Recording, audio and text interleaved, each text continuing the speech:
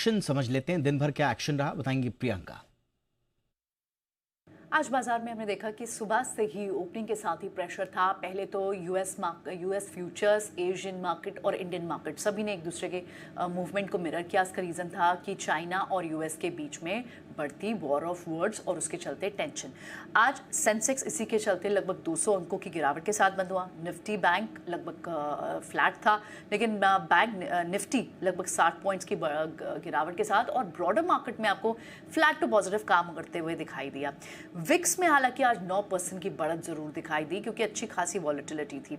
जो top losers थे Nifty के, उसमें से Tata motors before the record date जो उनकी सीवी और पीवी सेगमेंट का डीमर्जर होना है, उससे पहले आज टाटा मोटर्स लगभग 3% तक कमजोर होते हुए दिखाई दिया। HUL, विप्रो, इन्फोसिस, इनमें कमजोरी बढ़ती हुई दिखाई दी।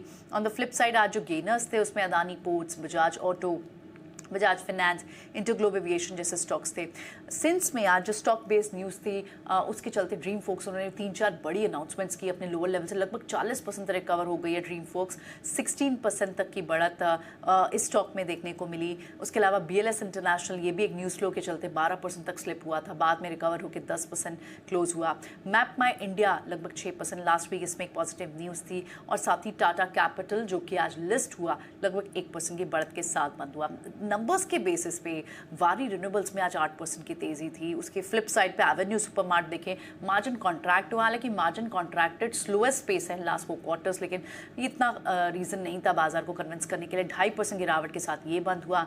GK एनर्जी, हालांकि इसके बहुत अच्छे नंबर है, लेकिन यहाँ पर भी 2% की गिरावट देखने को मिली।